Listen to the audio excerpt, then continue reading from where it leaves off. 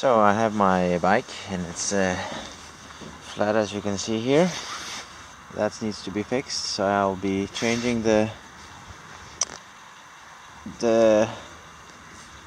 flat hose. I don't know how it's called. The flat. This is the tire, and inside we have the hose. I don't know, whatever. And then I will fix this one, and then I will have a spare one. So that's how I like to do it. If I have time enough, then I will need to take off the back wheel, and I will also need to do something with the chain. It's quite loose, so I'll just pull the wheel a bit back, as I've shown in some of my other video. And I'll need to change the brake pads here. They're almost worn down, so I have my spare tire here, and I have some of my tools, and I have my spare braking pads. I have my to fix the flat, to fix the hole in the hose, whatever, and some oil for the chain. Okay. So now you have when you take off the wheel, you can take off the chain, so you can pull out the hose from the wheel. So it's a good opportunity to also clean the wheel when you have taken it off with the gear here. So use just a clean cloth with water or something. When you need to remove the tire of the wheel, you need to use things like that. I usually use those of plastic, so I don't hurt the hose inside. So you start with pulling out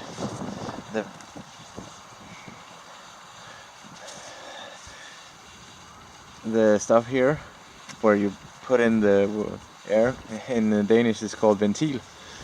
I don't remember the word in English. So and then you use 2 or 3 of those, and then you just take off the tire of the wheel. As you can see, I just worked my way around here, and then I can just use this to pull the rest out. I actually use my hands to take the rest out like this. So that's how you do that. And then you're able to pull out the hose inside. So and then change it, or just fix it.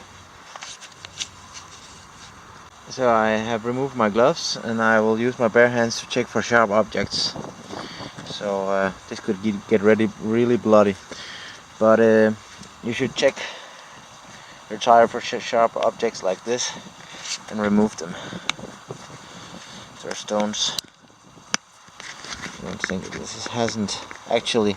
this one hasn't penetrated the tire, but it could at some point. So use a little tool for removing that, and check for other sharp objects, both outside and inside the tire, and also here, if there is something, all the way around. Okay. So now I have the broken hose here, and I'll fix that and use that as my spare hose, and then I'll just put in this one to get ready. Actually, this looks a bit thicker than the other one, but I don't know. It's almost the same. It's only the 35 that's different. It's 31 here. I'll try it out. I think I bought it from a bike shop that recommended this one, so let's hope that it's okay. So I think this is called a vent. So I have partly assembled the vent, put in the new hose into the wheel, then I will slightly pump it up before I insert it into the tire, because it's easier that way, and it's evenly adjusted, evenly distributed inside the wheel if it has a bit of air inside. I accidentally put in the hose from the other side. I actually put it in from the side where the tire is hanging over the rest of the wheel. So and I have pumped it. Maybe I've pumped it a bit too much, but let's see. It's easy to get some of the air out, but first it's important to distribute it evenly, and it's important that you push it up into the tire as far as possible, so it will distribute very smoothly and easily, and you don't get the bumpy ride afterwards. Okay? See, it fits perfectly now, and now you just need to push the tire into the rest of the wheel, the fender. Is it the fender? Yeah. So into the fender here. So you need to use both hands, so I'll just take a break. So when you use both hands, it's easy to get the tire into the fender, and it's important just to push it down like that, so it fits all around and it's easy to get the whole tire around. I think I'll need to remove some of the air now, or in a minute, so I can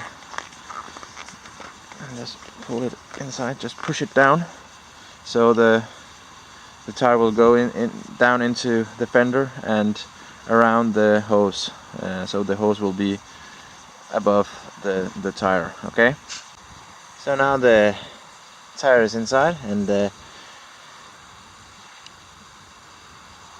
hose is inside the tire, and the wheel is pumped, and we can assemble it back on the bike. So the bike is now fully assembled, and I just need to put some grease on the chain here. You can see there's some rust. I don't know if it can focus like that.